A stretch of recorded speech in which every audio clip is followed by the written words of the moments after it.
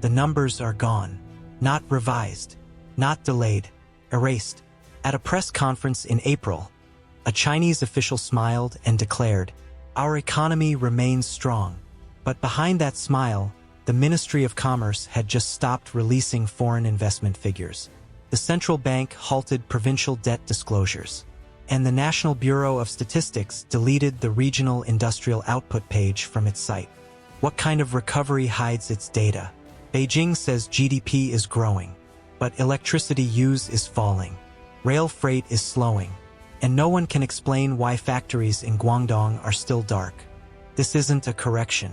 It's a blackout. You're not supposed to ask how many jobs were lost. You're supposed to repeat the number they give you, then forget the question. Because in China today, truth isn't debated. It's deleted. And the most dangerous thing inside this system is knowing too much. The silence didn't come suddenly, crept in like fog. First, it swallowed the youth unemployment rate. 21% in June 2023. Then gone. No update, no correction, just absence. Then came the slow fade. Provincial housing data vanished. Foreign direct investment stopped refreshing. Debt disclosures were delayed, then omitted. One by one, the lights on China's economic dashboard flickered and went dark. But darkness doesn't happen by accident. It's engineered. The numbers didn't lie. They revealed. And what they revealed was this. China's engines were stalling. Exports had slowed. The US cut de minimis. Tariffs expanded. Orders dried up. In factories across Jiangsu, shifts were shortened, then canceled. Construction collapsed. Developers defaulted. Projects stood half-built, wrapped in green mesh like broken promises. Local governments ran out of land to sell and out of cash to spend. Consumer demand evaporated. Retail dipped quarter after quarter. Cars sat unsold. Even condiment sales, soy sauce, vinegar, cooking oil declined. In a society where food never stops, that meant something was deeply wrong. Foreign investors noticed. They started leaving. $42 billion flowed out in less than 6 months. Bank branches downsized. Joint ventures folded. And through it all, the numbers spoke. Too clearly. Too dangerously. Beijing was watching. But this time, it didn't adjust. It erased. It didn't stimulate. It silenced. What do you do when the mirror shows a face you can't recognize? You shatter the mirror. That's what happened in late 2024. Over 600 datasets were suspended, redefined, or made inaccessible. Electricity consumption by province? Removed. Private business registration? Blocked. Youth job placements? Scrubbed. Investment inflow by sector? Under review. The economy didn't get better. It just stopped being measured. And that was the real shift. Not in numbers, in mindset. This isn't a glitch in the system. This is the new system. For decades, China's model depended on just enough truth. Just enough to keep investors engaged. Just enough to plan around. But in 2025, just enough became too much. The data was no longer helping the party. It was exposing it. Exposing failure. Exposing contraction. Exposing the fact that behind the curtain, the gears were grinding to a halt. So the curtain was pulled shut. The logic is brutal but effective. No numbers, no panic. No panic, no protests. No protests, no instability. When truth becomes risk, erasing truth becomes policy. Inside government offices, access to raw numbers is now restricted. Local officials are told not to speculate on discrepancies. Central bureaus pre-approve every economic release. Outside, economists whisper. Professors rewrite lectures. Journalists self-edit in real time. In private WeChat threads, analysts trade rumors like contraband. In conference calls, international firms rely on guesswork and satellite imagery. This is what China has become. An economy too large to ignore, but too opaque to trust. The question isn't what the GDP really is. The question is why no one is allowed to know. Because Beijing no longer fears decline. It fears discovery. So it deleted the trail, not to fix the road, but to make sure no one could prove the road was broken. The charts went blank. The dashboards stopped updating. But the streets kept talking. You can delete a spreadsheet. You can cancel a press briefing. But you can't stop people from noticing what's missing. In Chengdu, a college graduate now delivers food on a rented scooter. He holds a degree in finance, but no firm is hiring. He checks job boards every week. They haven't changed in months. In Hangzhou, a woman locks the shutters of her clothing shop at 2 p.m. There are no customers, only inventory she can't move. Her landlord hasn't lowered rent. Her suppliers still want payment. And in Xi'an, an entire commercial complex was completed, then abandoned. Glass walls, polished floors, not a single tenant. None of this appears in the official data, because there is no official data. Beijing says youth employment is strong, but the universities are silent. Beijing says consumption is rising, but shopkeepers know better. Beijing says foreign investors are returning, but the business parks remain half empty. The cracks aren't statistical. They are physical, visible, everywhere. In early 2025, a group of researchers tried to piece together missing indicators using satellite imagery. They tracked nighttime lighting in industrial zones. The result was alarming. Entire factory districts had gone dark. Permanently. No one in China reported it.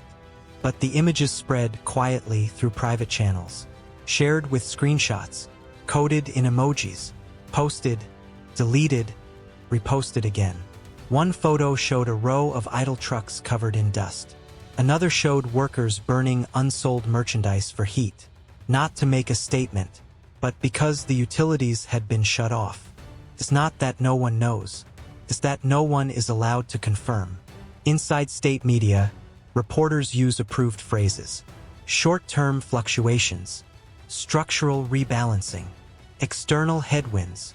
Outside the newsrooms, the reality is sharp and cold. Construction has stopped. Deliveries have slowed. Migration patterns are reversing. People are leaving the cities not because they've made it, but because they've run out of options. And when silence becomes policy, truth becomes dangerous. Several professors have gone missing from public lectures. One was accused of economic pessimism, another of unauthorized data modeling. An editor from a financial journal was quietly reassigned. A data portal used by international banks was taken offline for technical upgrades. It never came back. There are no arrests, no trials, just removals. Quiet removals like the numbers they once reported. And still, people adapt. In WeChat groups, business owners now share order volumes with each other, like whispers in a collapsing temple.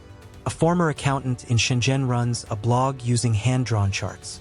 He estimates unemployment based on subway usage and convenience store traffic. His posts get deleted daily. He uploads them again anyway, because even in a blackout, people try to see. The most dangerous truth isn't the collapse. It's the silence that follows it.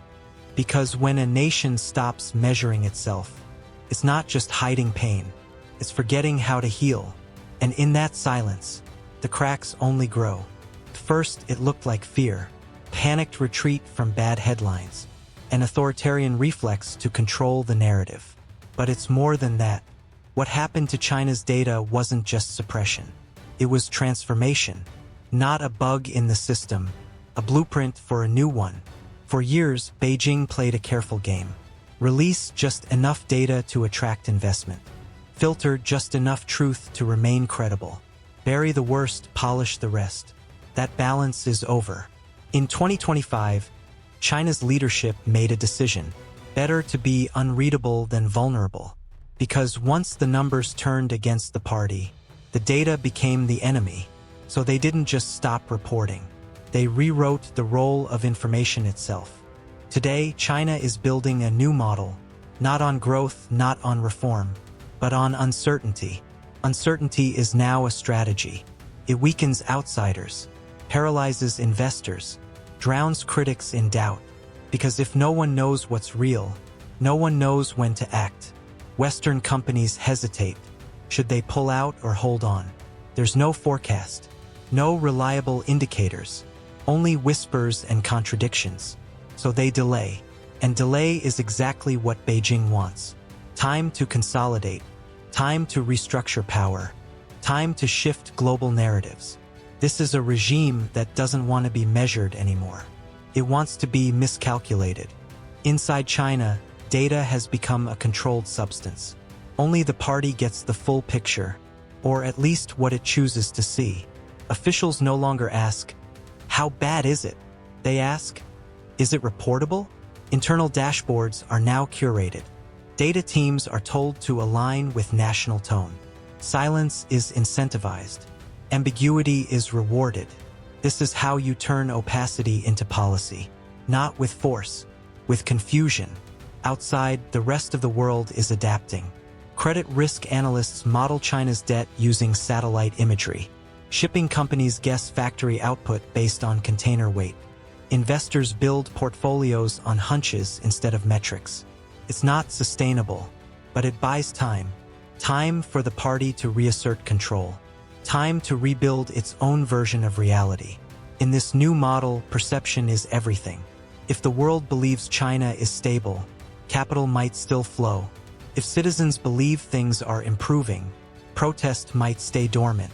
If enough people believe, the facts don't matter. Because the new system doesn't need validation. It only needs compliance. And when truth becomes negotiable, power becomes absolute. This is the twist. Beijing hasn't lost control. It has redefined it.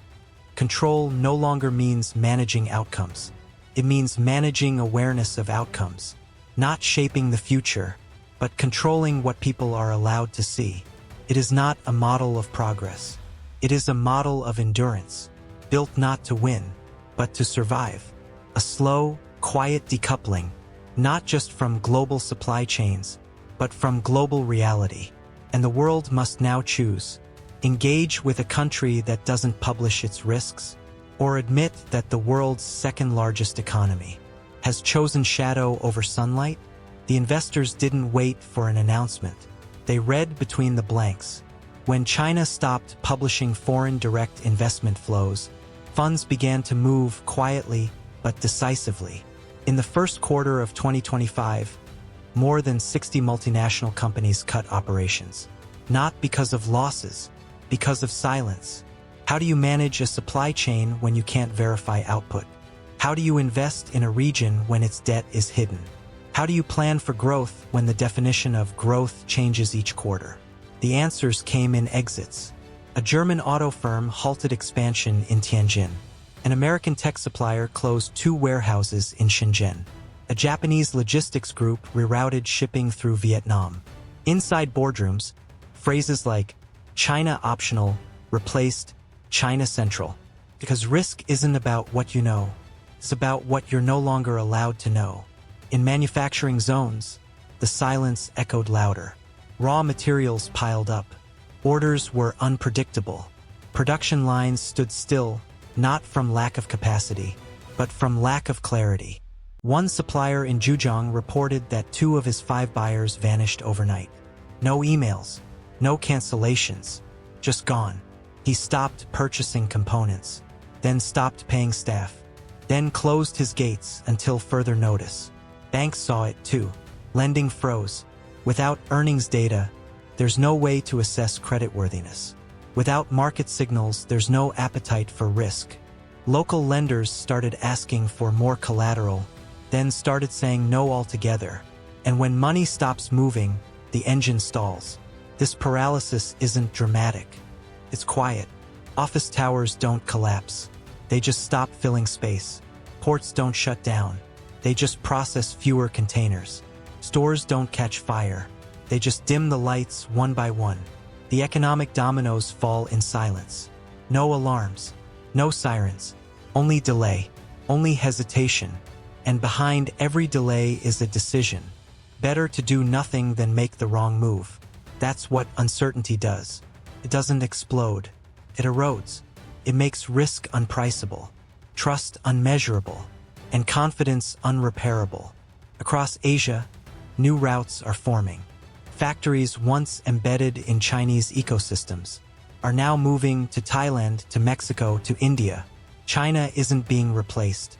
is being routed around, not because it failed, but because it stopped being readable. And in today's global economy, opacity is not protection, it's isolation. In cities once lit by ambition, the light is thinning. Street markets still open, buses still run, news still flows, but underneath something has shifted. People are no longer asking what's next. They're asking what's real. In 2025, the middle class is shrinking silently. A software engineer in Suzhou starts freelancing for Malaysian clients, not to earn more, but to hold dollars. His company still pays salaries, but the bonuses stopped. The promotions stopped. The projects dried up. A university lecturer in Wuhan gives her last public lecture, not because she's fired, but because her course on economic transitions is under review. She tells her students, "Don't take notes, just remember." In Chengdu, a retiree waits in line for hours at a pharmacy. The medicine is still subsidized, but the stockroom is half empty. The clerks are apologetic. They whisper, "It hasn't been restocked since January." When data disappears, so does predictability. And when predictability vanishes, so does permission to hope. Weddings are postponed, relocations canceled, babies deferred. No one says it aloud, but everyone feels it. Now is not the time to take risks. The government doesn't issue warnings. It doesn't need to. The uncertainty does the work. Online, the language has changed. People no longer argue about policies. They compare price tags. They talk in fragments, use euphemisms, switch between dialects. One word too sharp can mean a missing post or a missing person. In private group chats, young professionals ask, "Is Canada still processing visas? Anyone heard from the Shanghai guy who posted factory numbers?" They don't debate anymore. They plan exits, not to rebel, but to escape. Even inside the system, the silence spreads. Mid-level officials turn down promotions. Some stop attending meetings.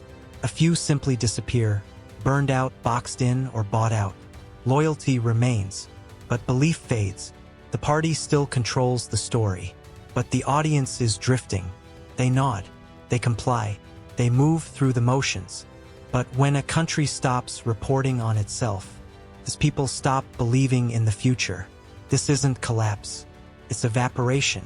Not loud, not sudden, but everywhere. And when trust evaporates, what remains is ritual, a system speaking to itself. While the people look elsewhere, the data is gone. The truth was too loud, so they shut it off. China still moves, factories still hum, speeches still echo, but the silence behind it all grows heavier. A country this large doesn't collapse in flames. It recedes into secrecy, into uncertainty, into ritual. No headlines, no rupture, just a system dimming the lights, one number at a time. When a government no longer reports reality, people stop preparing for it. And when the world can no longer measure China, it doesn't stop watching. It starts backing away. So here's the final question. Can a nation stay powerful by erasing everything that made it credible? Or is the real collapse the moment you stop counting because you already know what you'll find?